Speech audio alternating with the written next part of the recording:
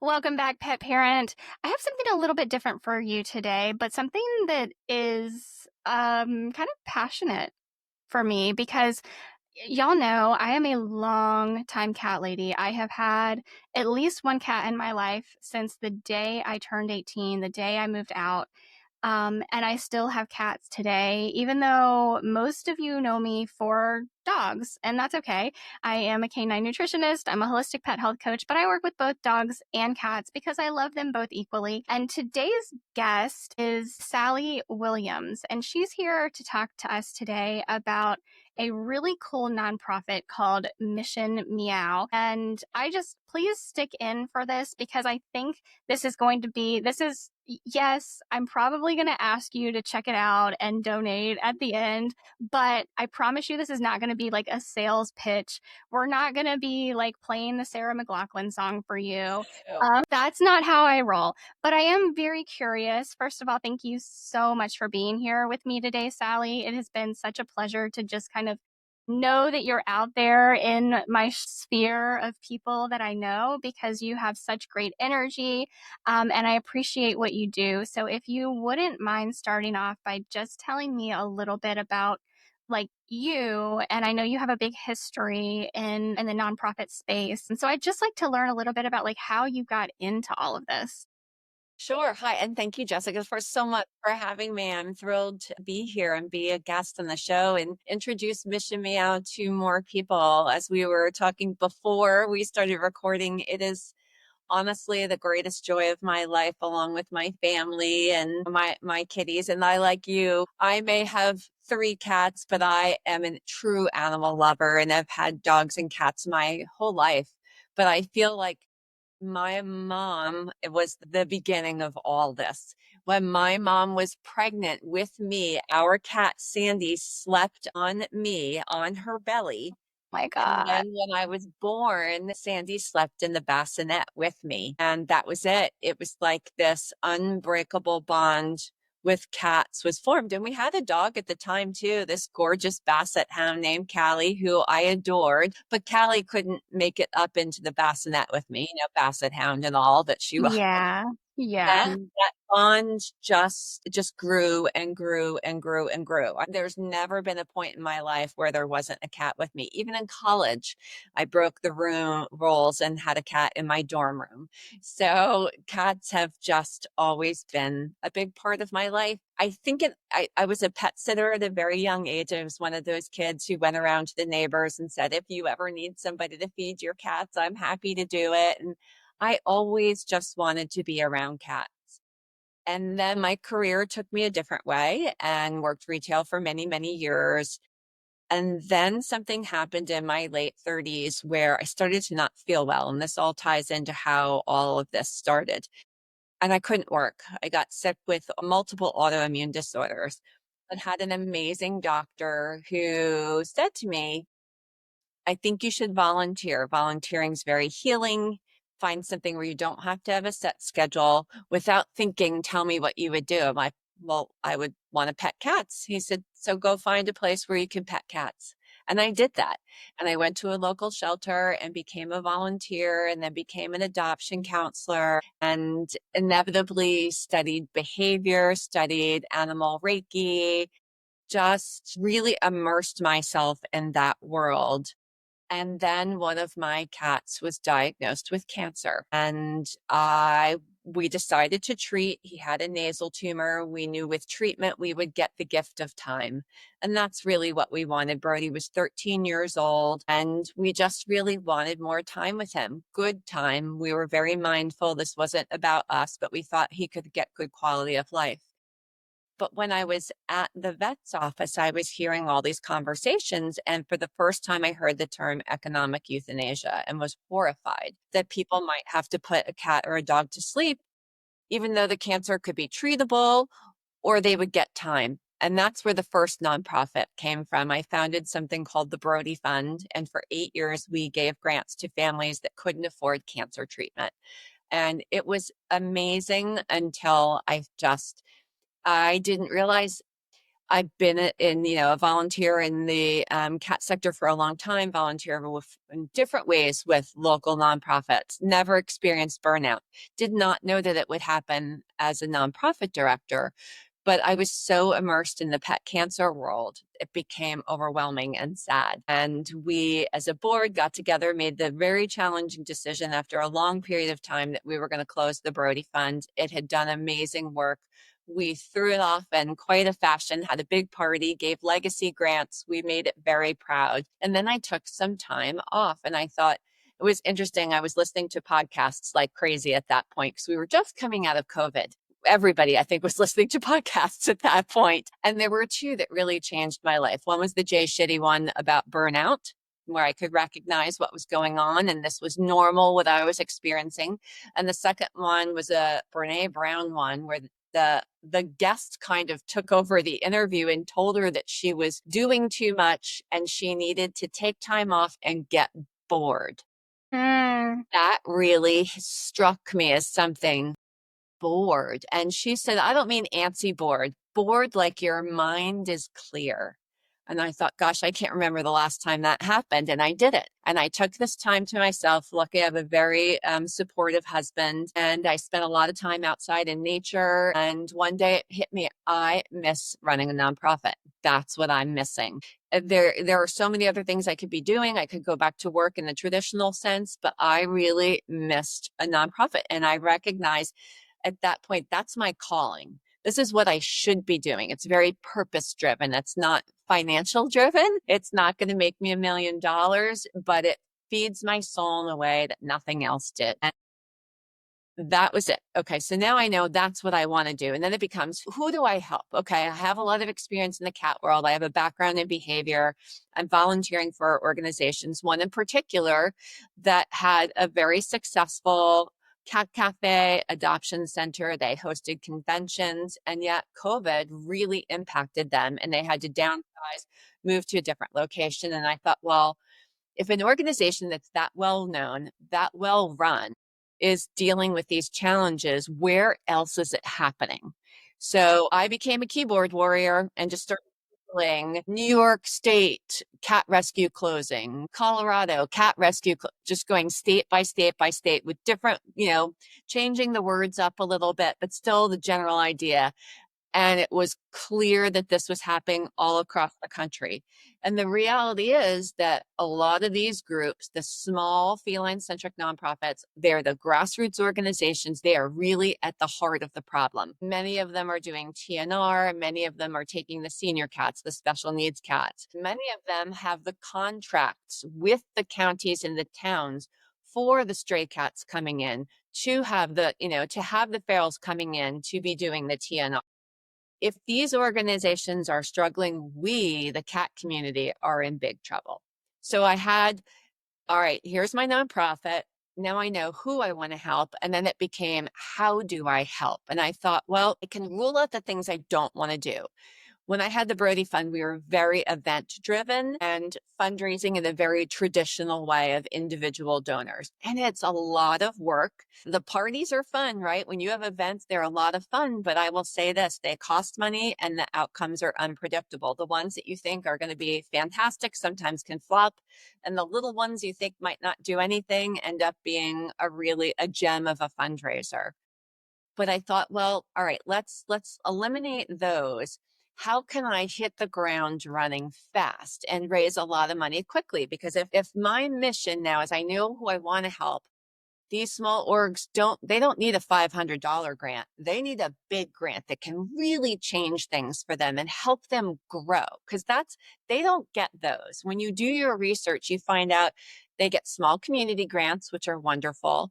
They'll get occasionally a larger chunk, a private donor will give them a nice size, but nothing like 10,000, 12. They don't get those. Again, back out in the backyard, swinging in the hammock with my cat, thinking, okay, now I've got the who I want to help. What's the name? And how do we get to the big money? My cat, when I kept putting out there, what's my mission? What's my mission? Just let out a tiny little meow. There it is. We're Mission Meow. That's so the name came, and then it was, okay, Now, how do we get started? I reached out to two people in the cat world, said I need two board members to be able to form a 5C3. They agreed, had my foundation of the organization. And then it was, okay, fundraising, the thing that nobody wants to do, nobody wants to talk about.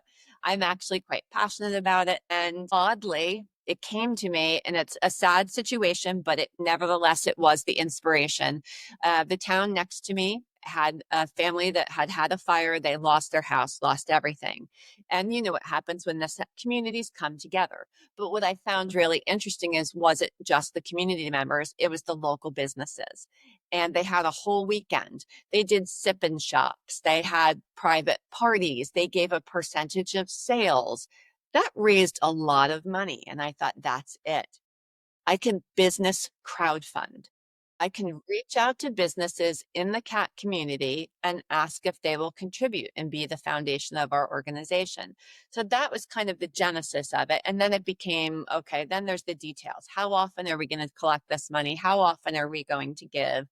And we just came up with a very simple way of doing it. We give quarterly. We give in January, April, July, and October. And we do that for two reasons. One is it's less stress on anybody you're asking. You only need to give 4 times a year. That's it. The rest of the time, you could be helping local organizations or not help at all. If you're a small business, maybe you don't have the bandwidth to do more. So just 4 times a year.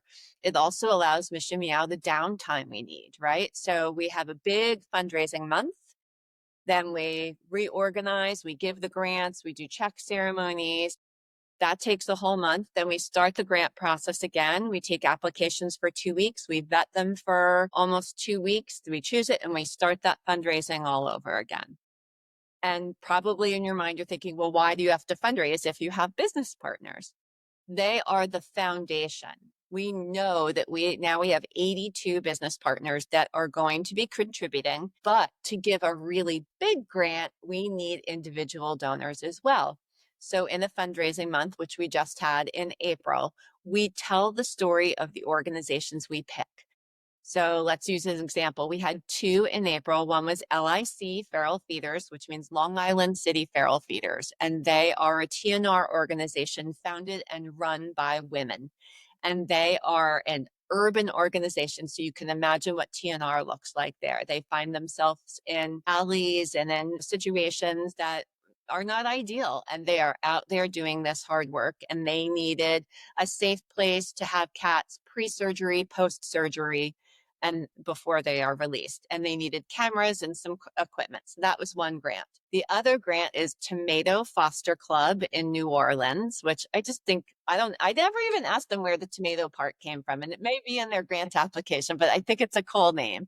Probably is a cat named Tomato.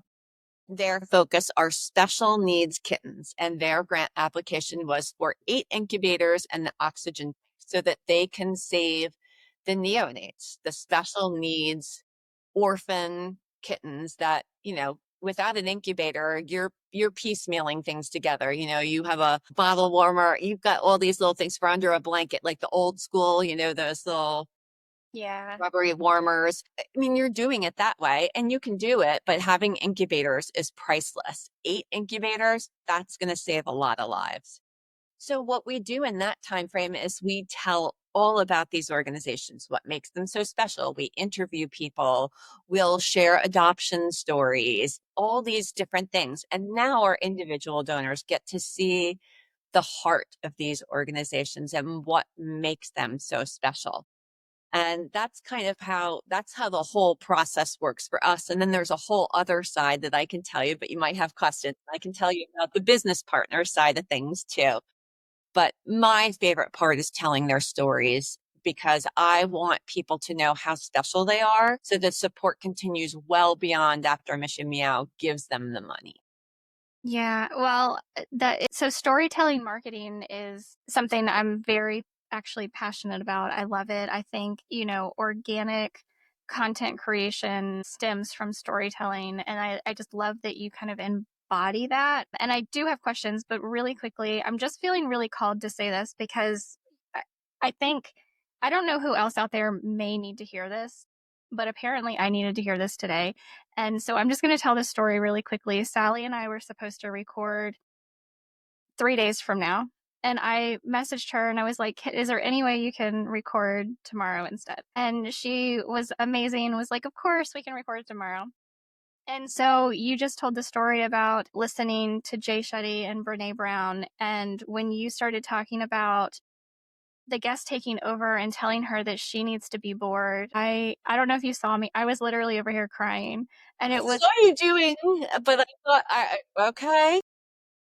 and it's so random, but I think the universe works in really strange ways. And so I just want to acknowledge that like I received that message and I feel like maybe all of this happened and we rescheduled and you were supposed to tell me that and I'm supposed to call this out because I don't know if anybody else needs to hear this, but I feel like for me like I needed to hear that message. I listened to Brene Brown but not regularly and I didn't hear that particular podcast.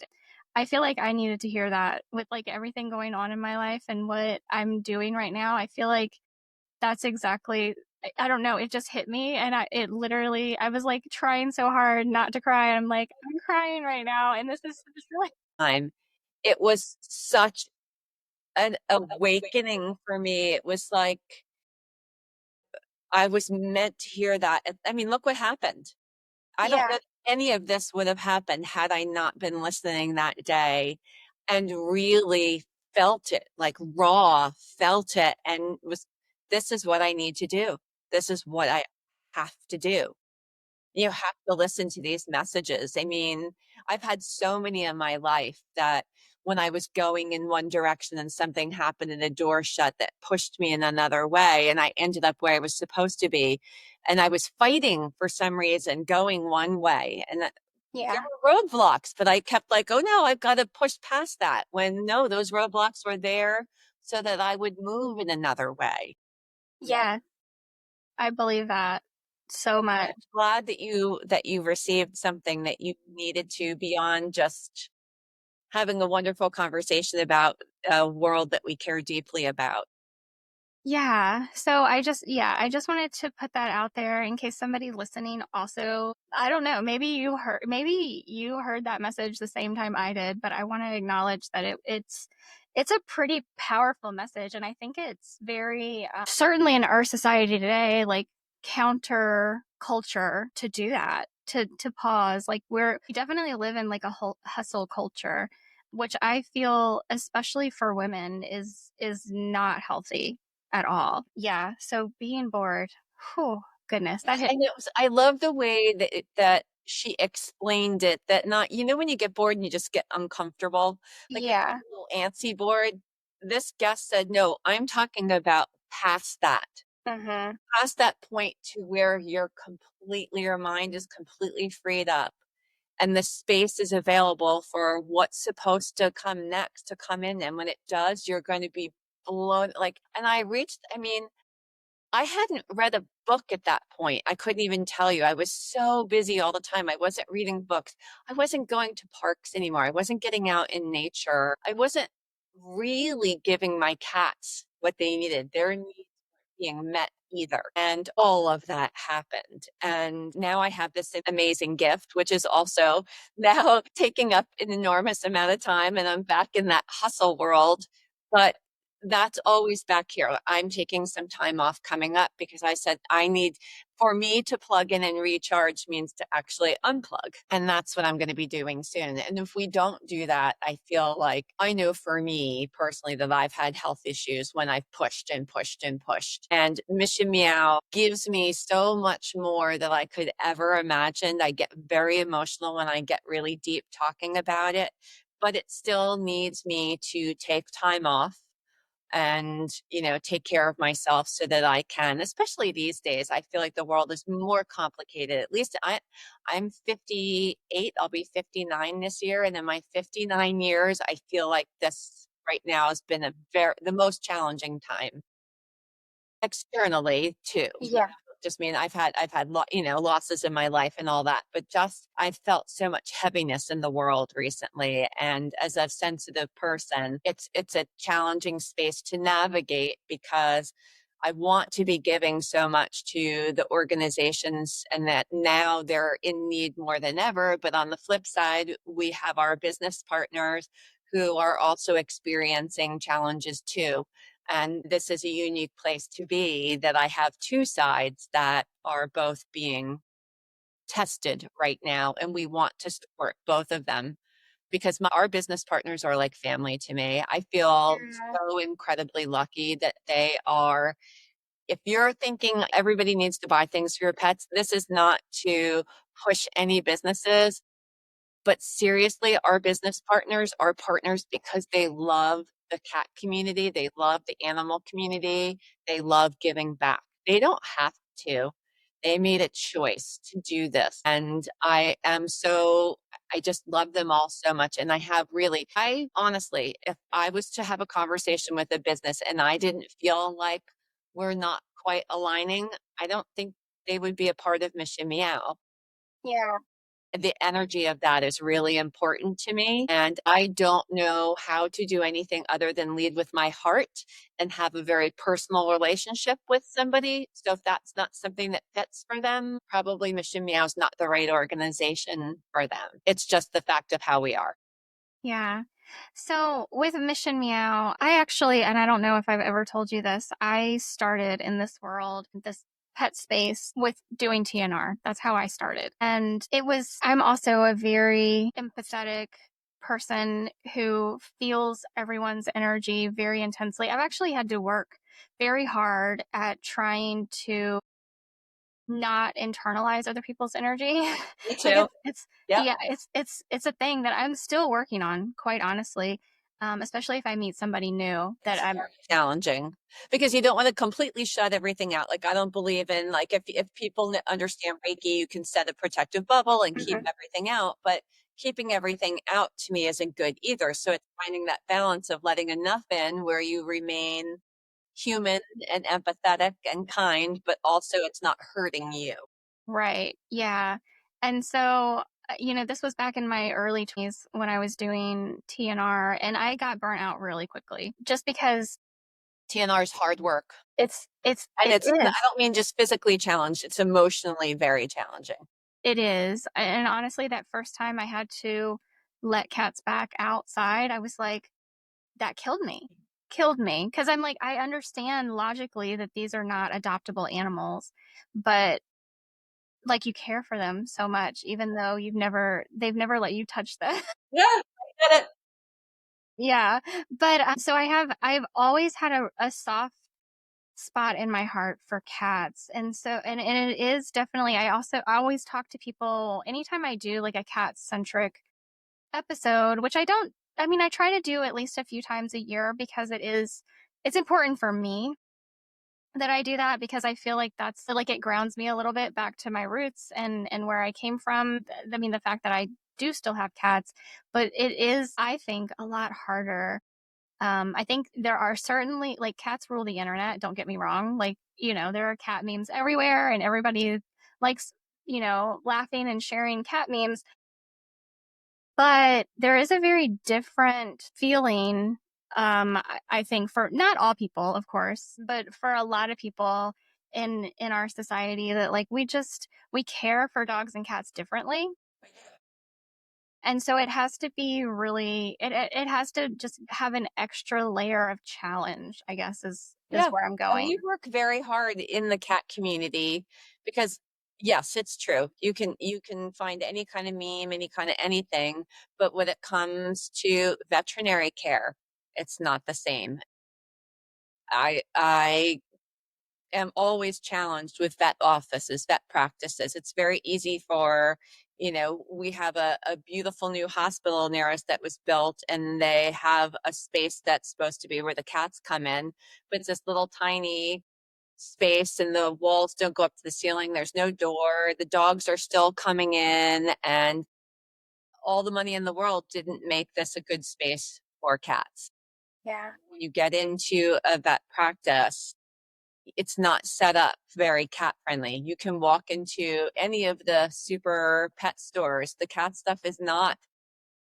The dog stuff is one whole aisle, and then you'll have like fish, reptiles, bunnies, and then they make us go all the way to the back for cats. And yet we're spending tons of money Uh, so there's some sort of disconnect.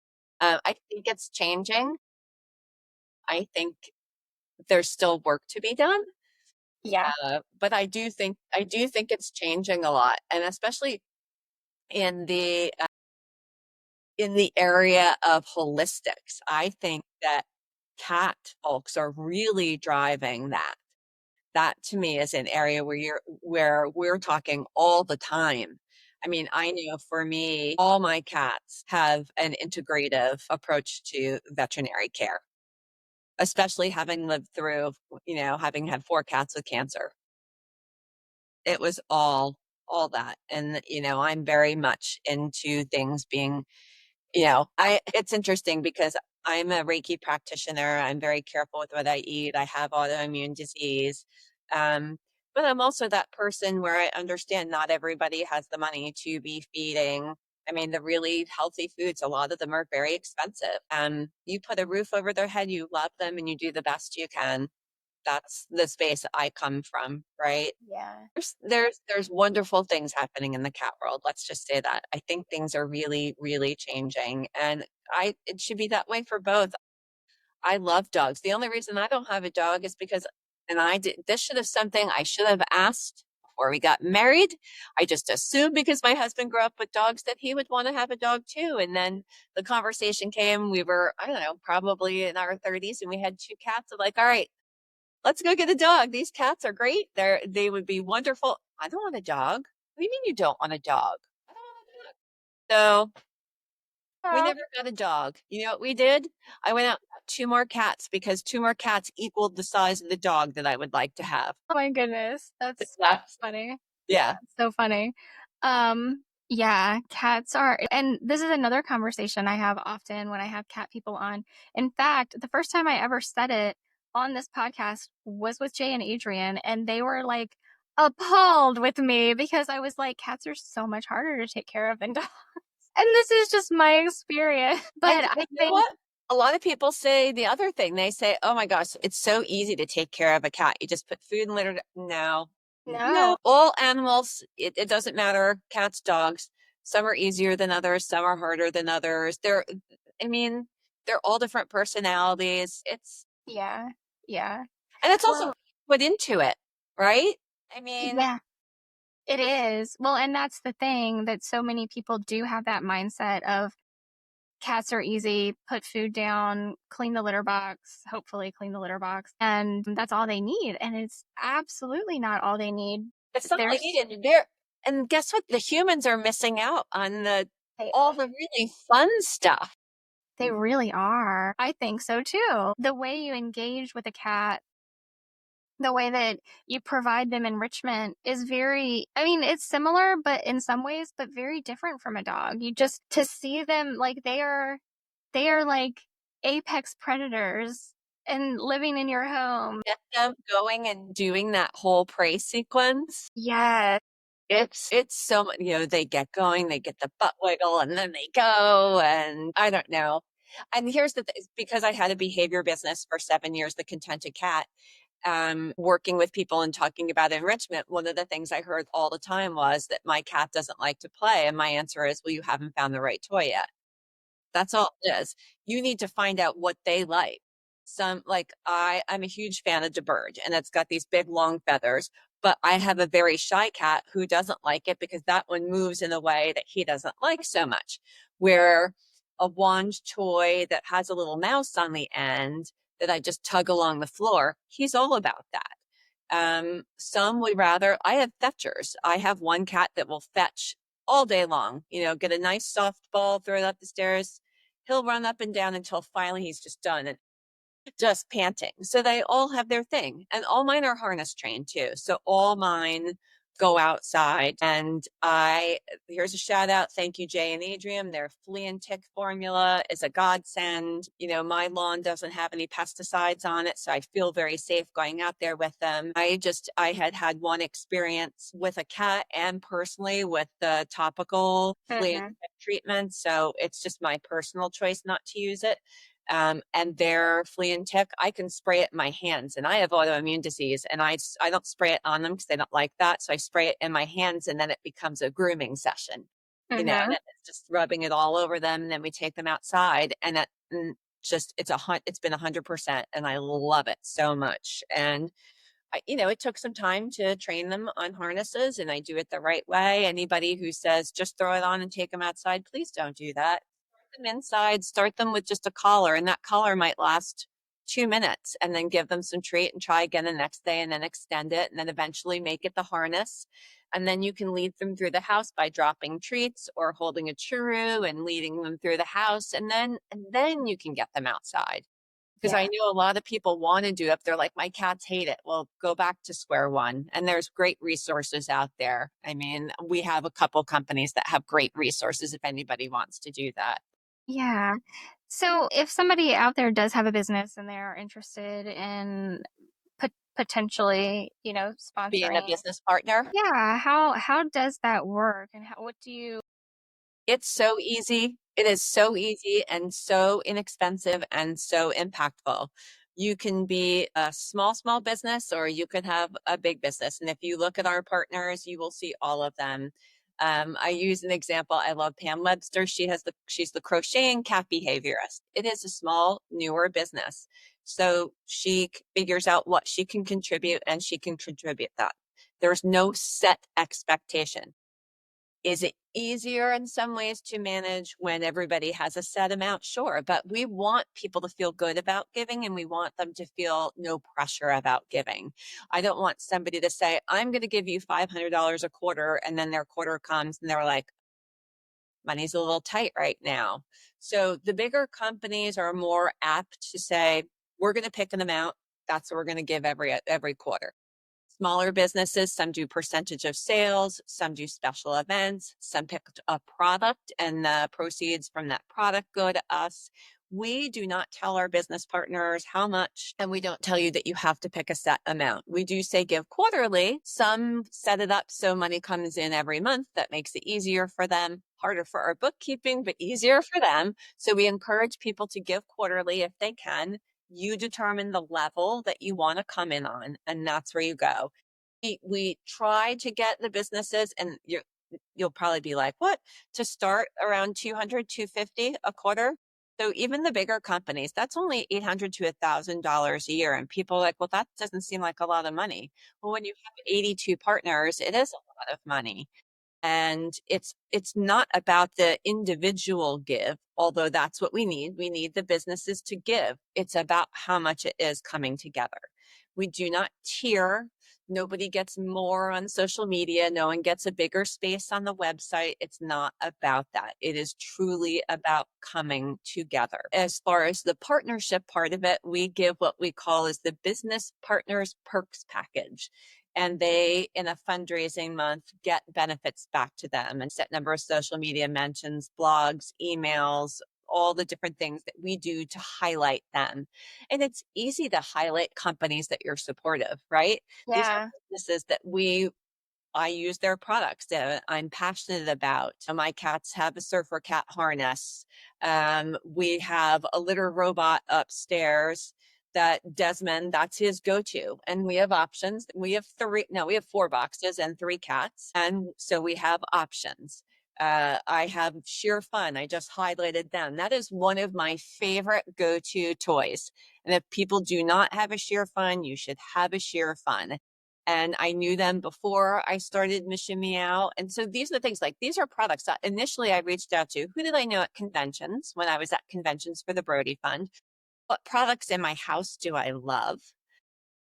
And, because I want to feel I've had some sort of investment in them. I don't like the idea of, oh, we're just going to pick a random business. I like knowing something about the business, or if a new company comes along and we find out about them and we're really excited about them, we want to bring them on board.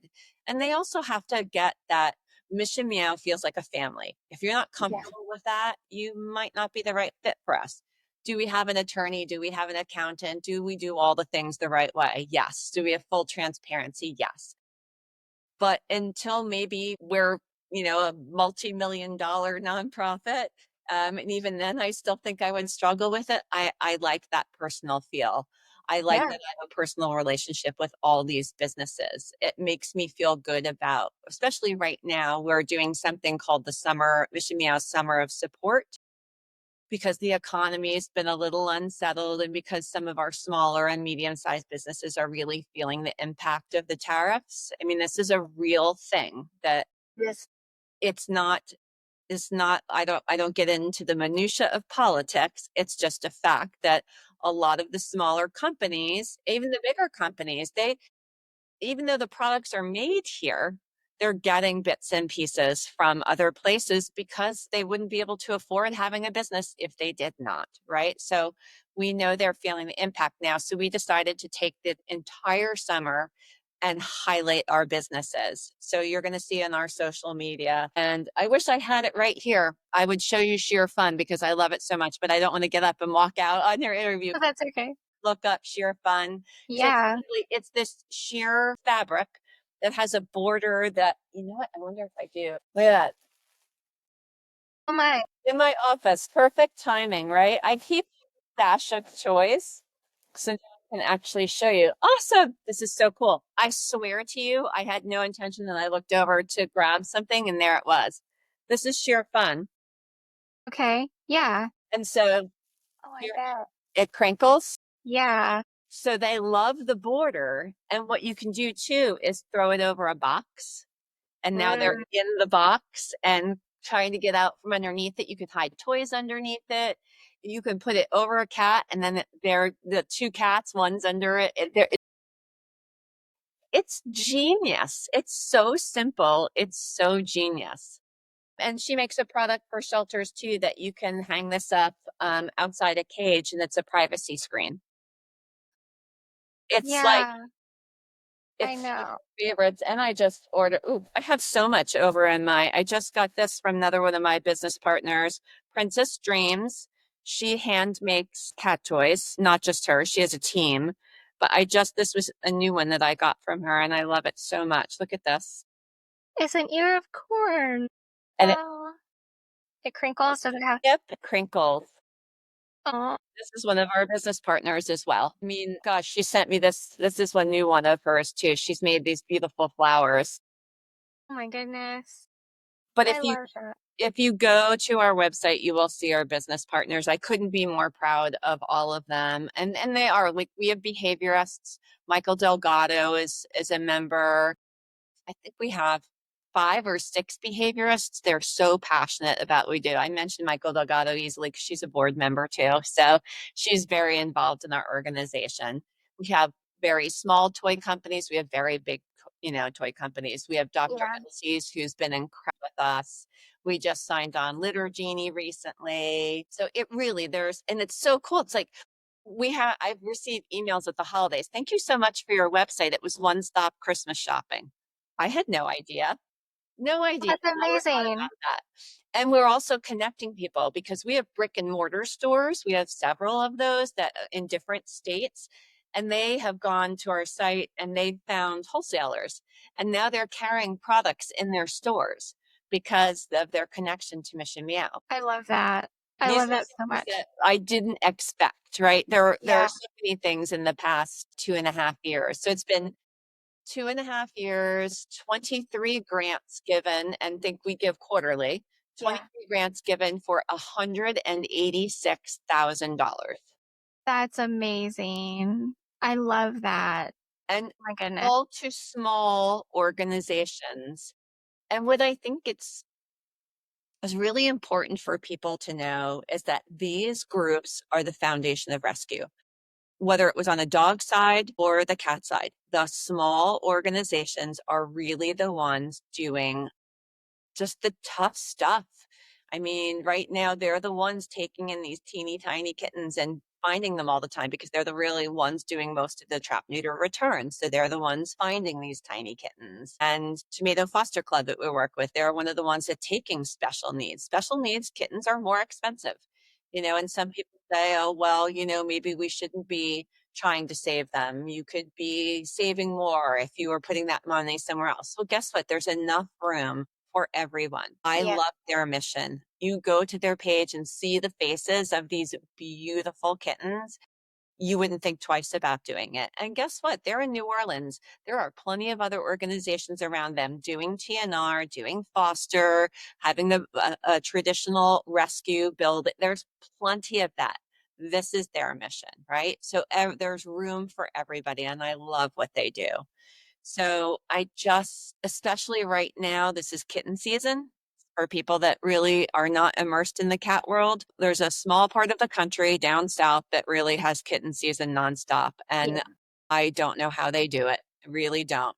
But for most of the country, it happens when we hit that 50-degree mark and the female cats start going into heat. And next thing you know, we have Yeah. lots of kittens being born outside. And I wish I could tell you the pyramid right now of what one cat turns into, but it's pretty darn fast because if one cat could be 4 months old, has a litter of 4 kittens, if 3 are females and they're not fixed, those 3 females in 4 months will having babies and on and on and on. And it happens very quickly.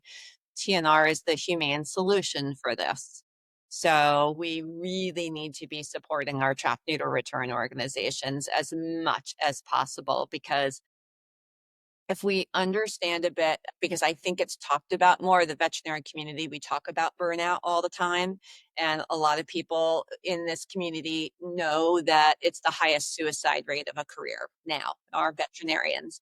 That translates to rescue.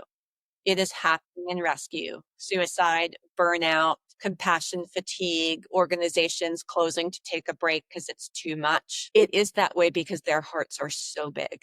Hmm. They're so big. The organizations that we help, these people have full-time jobs. They are not being paid to do this.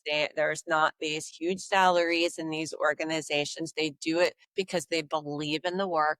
They know the impact it's having and it has to be done. And they love cats. And so they do it, but it doesn't mean they still don't struggle. They put on a brave face. I see them. I talk to them all the time. They're amazing. But then we also have Mission Meow has a Facebook group for everyone. So everyone we give a grant to, we invite them into our Facebook group. And I see the communications. I'm talking to them all the time. We try to Zoom every month or as often as possible. Right now, they're in it. They're in kitten season, so we didn't get to Zoom. It would have been this week. Um, but I can't stress enough how amazing they are and how we owe them so much more than we give them because here's another I don't we can go off on another topic. So I was talking about business partners and I ended up back on my Okay. No, it's great. organizations we help, but we gave a surprise grant one month. It was very early on, and we picked an organization that we wanted to help that was launching a foster program. But there was another group that we really wanted to help. We didn't know yet if we could give 2 grants in the month. We didn't know if we had that kind of money. But one of the things they were looking for was a fire alert system, and that just really stuck with me. I thought, oh my gosh, how am I going to sleep knowing that somebody, I don't want people to think that, oh, well, how could they not afford that? Being small means that you're paying for food, litter, rent, medical bills, all that. And the fire alert system may sound obvious, but it's expensive and it has to be installed, and there's a cost to that too. And all their money needs to go for the care of the cats. That was the thing. So that their grant was for that, and they needed to replace some ceiling tiles and some lights. There had been a leak in the ceiling, and but the fire alert system was a big deal to me. So I reached out to my business partner, sent emails to some of my donors and saying, if minimally we can just raise the money for the fire alert system and not even the whole 6,000, I'll be happy with that. In a week, we had the $6,000. And at the end of that month, I was able to get them on a Zoom. I didn't tell them why, but I got them on a Zoom and told them, we have the money. We're surprising you. We're giving you a $6,000 grant. You're going to get everything you wanted.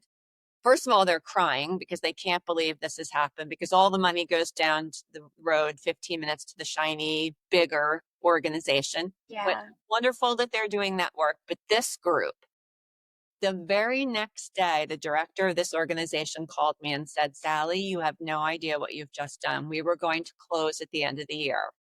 And I was blown away because I'm privy to their budgets. I see their budgets. They had the money. It wasn't about that. They thought nobody cared. They thought nobody saw them. All the money goes down the road to the shiny shelter. We're always, we have enough, but never to do more, never to buy the fire alert system or to have a safety net if like a washer or dryer breaks. Like we're always able to care for the cats and do all the things we need, but not more than that. And secondarily, isn't it nice to be recognized? They're Yeah, working their butts off and nobody is telling them good job.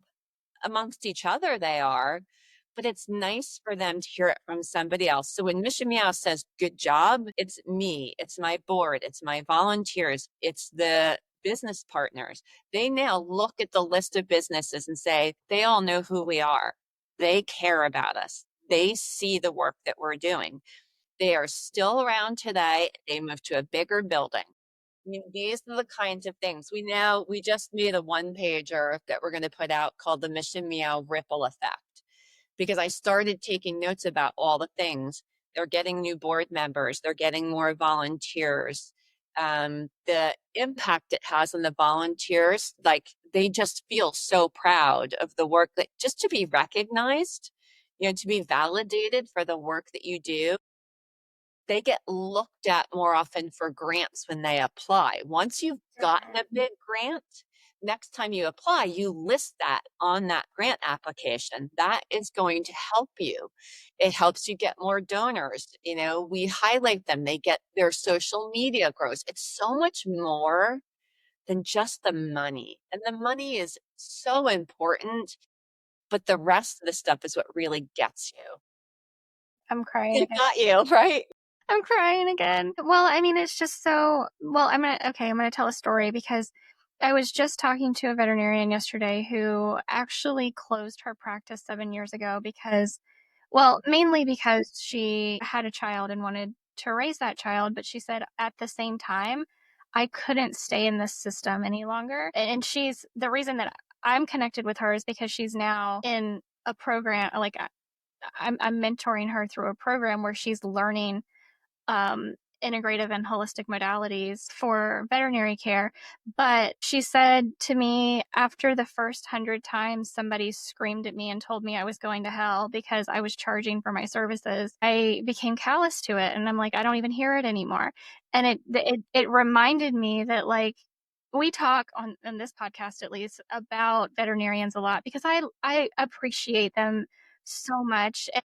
So a lot of the things I say and a lot of the topics I have on this show kind of put veterinarians in a bad light, and it's not intentional toward veterinarians. It's just that there's so much more out there, and there's a lot of fear around going outside of the medical establishment and things like that. And it's just a big, like, listening to you is just it's a big reminder that it's not just veterinarians, it's everybody out there that is trying to care for animals in whatever way that they're trying to care for animals, because there are so many different ways that it's hard, somebody like that's potentially getting a grant or applying for a grant from Mission Meow. They are probably inundated with people who, and I've seen this so many times where it's like you have to put signs up because people won't even do the right thing and contact you and try to get an animal to you, and you're like, they literally just drop them off and leave them, sometimes in plastic bags. You know what I mean? Like, it's so, like, it breaks your heart in a million pieces to think about, but, like, that's the reality It of is the reality. Yep. this It's world. why I can't do that. I can do Yeah, this. yeah, Like you said when you talked about how TNR, how you felt about that. I can go out short term and do some trapping. Like I love to go out and just be a part of a day and have the experience. yeah. Not what I could do. I spent 8 years in a shelter. I know I could never do it again. I know I can't. I can't foster. I just know. But I can do this. And I love the people and I love getting to know the organizations. That's selfishly, this Facebook group is just as good for me as it is for them because these are amazing people. Yeah. I've met the most amazing, kind, generous people. And what we also need to recognize is, and it's true in the vet profession, it's true in the tech profession, it's true in the rescue world. There are a lot of people that are a little bit awkward around people but love animals. We need to also remember that sometimes they might be a little bit more on the introverted side, but they're really good at what they do with animals. So we should be a little bit patient. And we should also understand that in the veterinary world and in the rescue world, you don't know what situation they just came from before they are now in front of you. Yep. I mean, we should always extend that kindness to people in general. It's how I try to live my life. But in rescue and in veterinary medicine, somebody, vets often they come into an appointment after having just to euthanize a 15-year-old family pet, right?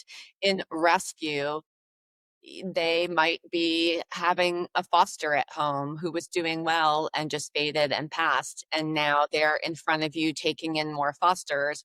And maybe they're not feeling their most cheery. But this is what rescue is.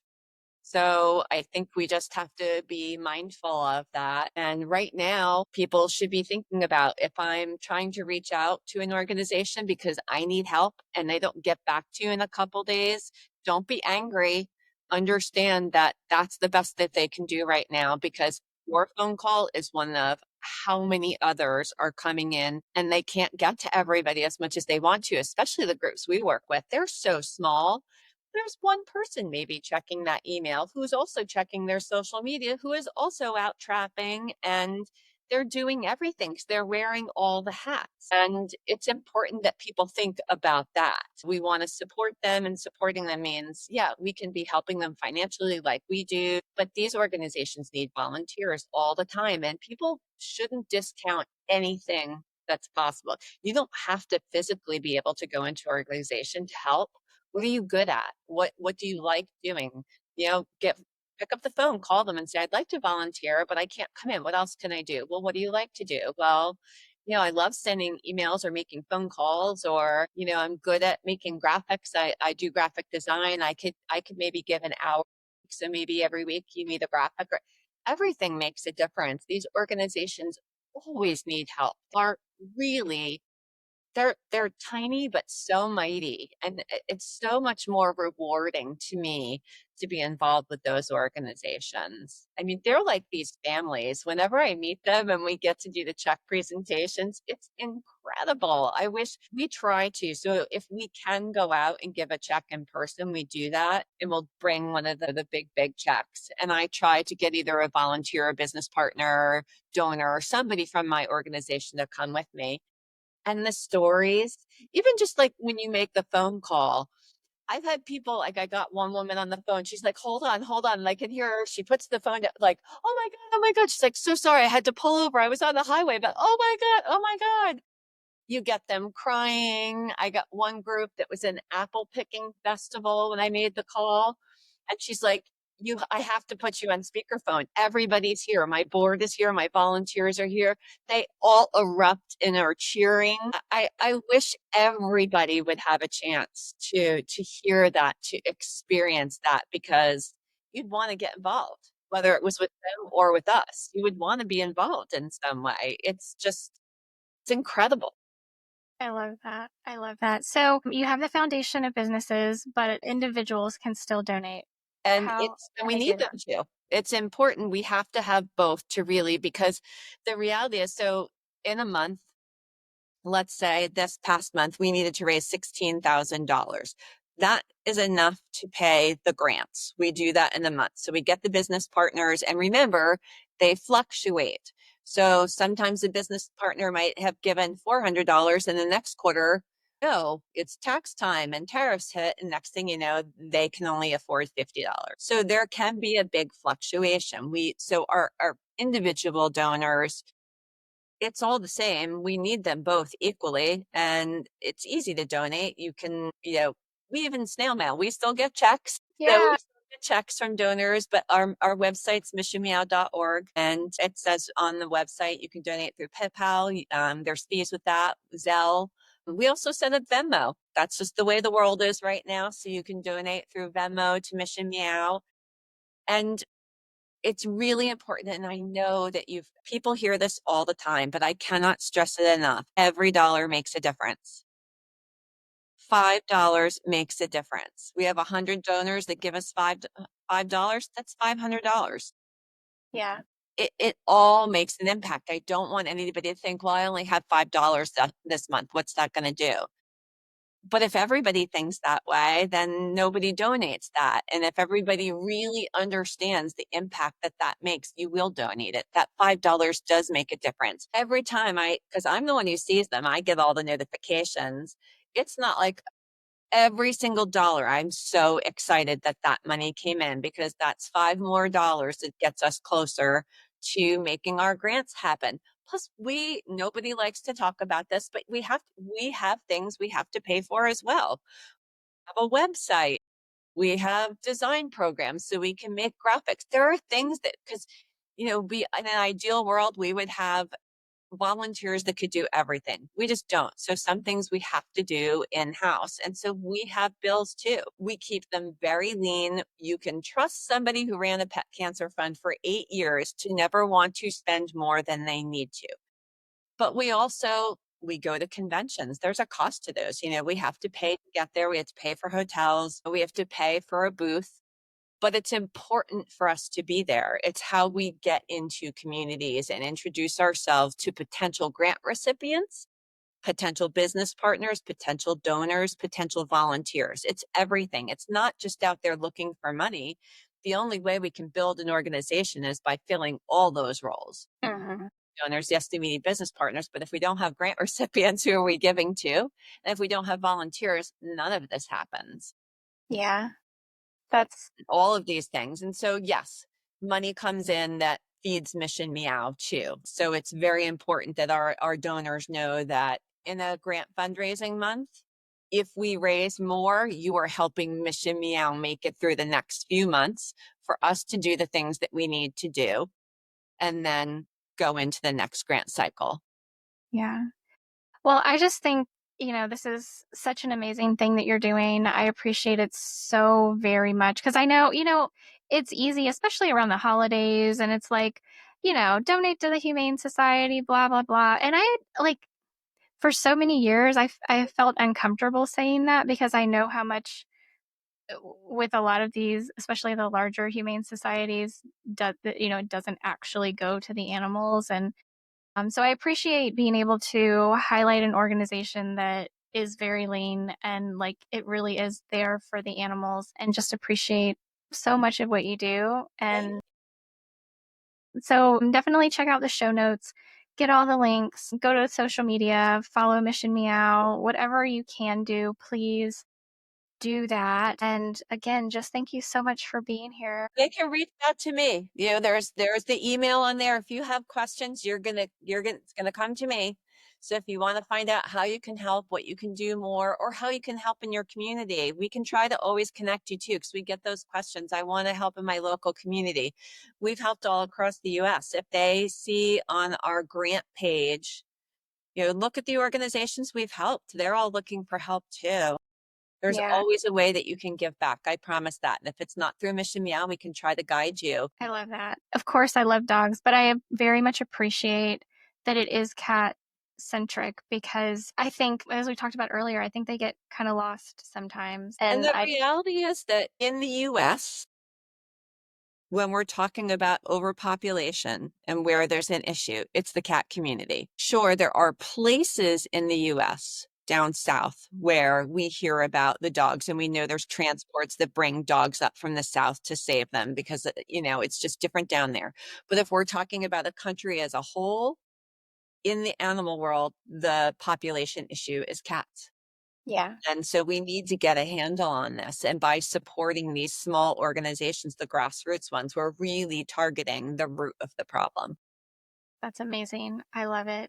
Thank you I'm so so much for glad we being got to here. talk again. It's been too long. We got to talk about something I'm passionate about. I know, I know. It has been too long, and I can't wait to see you again. And hopefully that won't be too much longer. But until then, I've been looking at, so I do another podcast who everybody listening is very familiar with because I posted here. It's called the Weekly Pet Roundup with Isabel Alvarez Yes. Arada. I And know. I know she's Love both of you. That's a great, I love that. The two one of you of, together. yeah, and I know she's one of your business partners. And I've been looking at that and I'm like, I need to do that too. Join. It's a I'm big, going to. wild, crazy family. It I really is so am. much fun. Maybe one day we'll have a Mission Meow convention and we'll all come together. Oh my gosh. Let's just do a cruise. Let's just all go on a cruise. I can't be on a boat that big, but we'll figure it out. I'll meet you at the destinations. Okay. No cruise. Got it. Well, yeah. So, Sally, thank you so much for being here. Thank you so much for what you do for taking care of these kitties in the best way you know how, which is a very, very important way. And I just appreciate you. Thank you so much for being here. Thank you for having me as a guest.